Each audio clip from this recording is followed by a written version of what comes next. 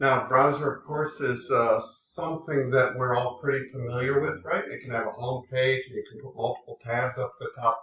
It is our application that enables access to this internet connection that allows us then to get out to these documents in the World Wide Web.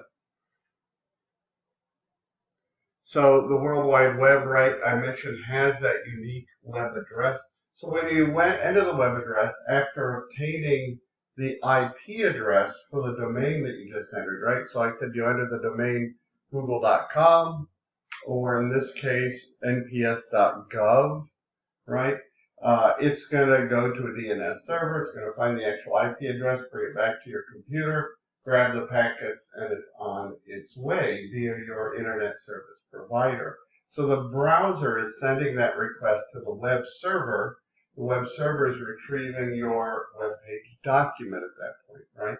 And it's using HTTP, which I mentioned is Hypertext Transfer Protocol. And that's a protocol with a set of rules that defines how the web pages are transferred on the internet back and forth, right?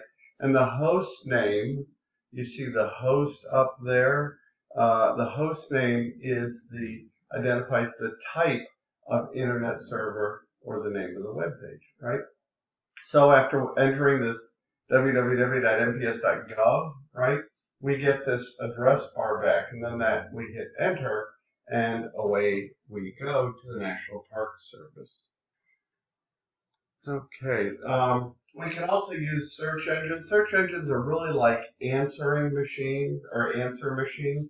They exist to discover and understand and organize all of these pages that are out there, this electronic data.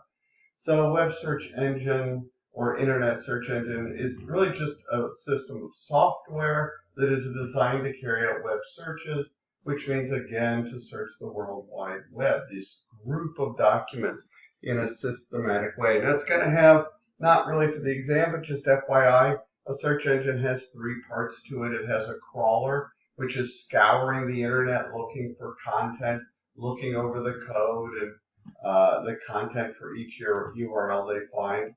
It has an index, which is going to store and organize that content that it's found while it was crawling. And then it's going to rank them. It's going to provide pieces of content that will best answer the searcher's query, right? So frankly, the truth is that despite the existence of more than 30 major web search engines, the search engine community really only pays attention to Google. Why? Well, it's because the short answer is that Google is where the vast majority of people search the web. And if we include Google Images and Google Maps and YouTube, which is Google property, more than 90% of the web searches happen on Google. It's really 20 times bigger than Bing and Yahoo combined, right? So it's quite the capability. Now, when you're doing those searches, the next two slides really are just a way to show you how to expedite your searches. So these are operators that hasten or expedite your searches. You enter the word or phrase, you use these symbols or codes, and you are on your way. Same here, some more. You can read about them in the book. Self-explanatory, really quite helpful. Okay. Then we have the various types of websites that when we use our browser, we could go out to. When we go out to the various web servers, we could go to a search engine web server or an online social media web server like Facebook. We could go to a news media site like Fox.com or CNN.com. We could go to an educational site like uona.edu, right? So there are lots of types of websites, and the search engine is just one type of those websites. You can find a detailed explanation of all these on pages 16 to 28 of the text. Quite simple, quite well written is really what I mean, easily to understand and very useful. Okay. Then we have, there are ways to publish websites if you're interested in that. There's good information on page 219 of the text. It's not part of this lecture, but it's very interesting if that's something that you would enjoy. Okay. Back to other internet services, including the search engine, right? Searching the web is only one of the services. Other services that we get include email, internet messaging, or sometimes we call it instant messaging, chat rooms, online discussions using VoIP, or voice over IP, and file transfer protocol. We're going to address each of those. Email is used with an @ symbol. You see I show the @ symbol on the third bullet on this slide. And it's used to separate the username from the domain name that your service provider gives you. You might find a .@charter.net is the common commercial for charter customers. At UONA, it's uona.edu, right? It's at uona.edu, right? That's the domain name, where you'll find the domain server that you're talking to. And so we have any number of things, a user account. Email should be, from a security perspective, have a user account. We want everybody to be identifiable. We really don't want to share accounts or have generic accounts if possible. I try to avoid guest accounts. Sometimes we can do them on a temporary basis. You will have service accounts. Again, all of this information is just background, not required for this course, just interesting. Service accounts are used by services like the actual servers themselves. Sometimes they need an account. And then once in a while we create privileged accounts, right? Are those that are given advanced access to certain system features. Your company, your business, your university probably has a standard naming convention when doing email accounts. And when they do this, to resolve issues relating to account names, right? If you got Jimmy Bob and then another Jimmy Bob shows up, he's Jimmy Job 1, Jimmy Bob 2, Jimmy Job 2, 3, whatever.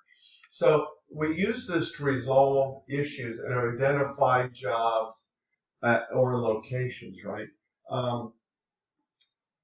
But we want to have a policy and be careful on how we use email naming so that we can it's a security principle to know who you are, right? And so this is really how email works. This slide is right out of the book. All I did was highlight in green what the key points were to kind of summarize it. So we open up this email program on our computer, right? This information comes out of storage and goes into RAM, random access memory. So it's very fast, very useful. Then our email program contacts software on this outgoing mail server. So somewhere with our IP address and our messaging and our packets, it's going to go out and contact this software mail server, right? And that server is going to determine the best route, right? And once the route is determined, the packets are sent that have our email using the IP addressing that we talked about. And then that IP addressing is going to transfer, that's going to go to another server, which is going to then upload this email to your specific account. Just kind of a quick summary of how that works. I thought it was interesting, right? An email list really is a group of email addresses used for mass distribution. When you sign up for one, know that you're probably getting on an email list. And sometimes that list is sold. FoxNews.com, if I sign up there, I'm on an email list. They don't sell it. I'm not saying they sell it particularly, but other less reputable places will sell email lists. So be careful what you sign up for. Other internet services I mentioned include internet messaging, right, which is really any system that the internet uses to exchange messages in this human-to-human communication, right?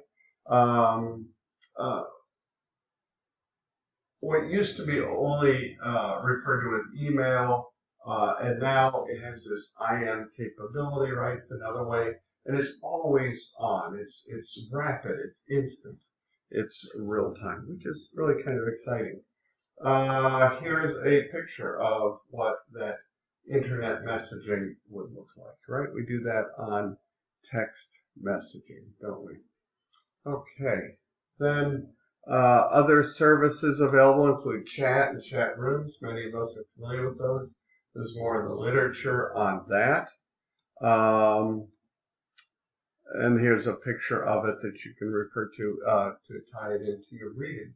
Now, we can do an online discussion area, which is very common, and again, referenced in your reading. Here's just a quick definition for you. And this is what that might look like. Now, VoIP. VoIP is a little, is interesting too.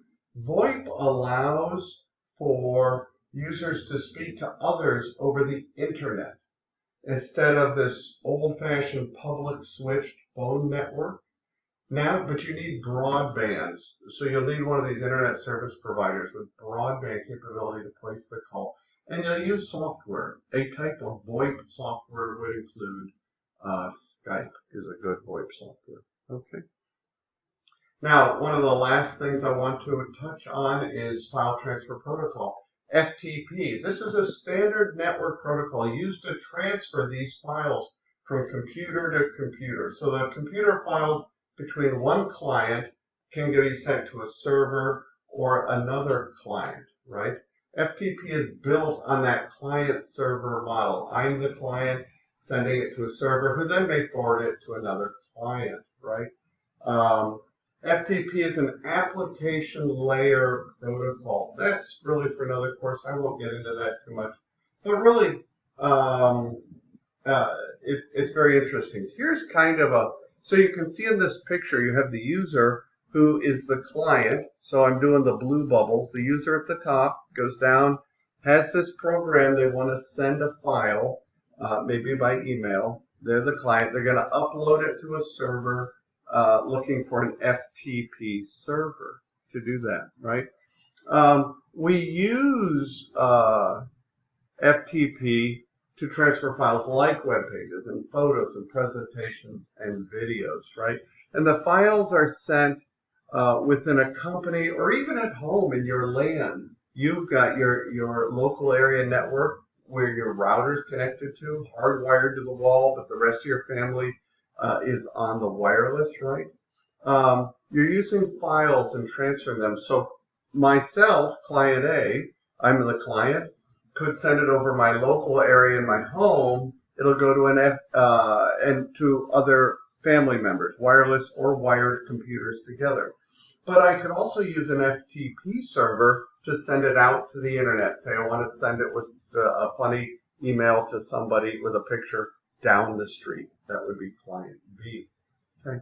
There's only one wrinkle I want to mention, and that's that sometimes from a security perspective, we talk about a firewall. Firewall is a positive thing. Your router, which is also your wireless modem in your home, will also include a firewall inside of it. And the firewall can actually stop the traffic. In fact, that's what it's meant to do. It's meant to deny transmission of data if you didn't specifically allow it, right? More on that later we can talk about, but for now that's all we need to know. That's just one wrinkle. Otherwise, this client-server relationship goes pretty freely. Last but not least, there's netiquette. That's how we treat each other on the internet. Frankly, in my mind, I don't need netiquette. You treat everybody with dignity and respect, and that makes a great world to live in. I address every email with a header, a body, and a closing, or a salutation, or and a farewell. So, you know, netiquette to me is common sense. There's some good stuff in the literature, in the course book. That's it.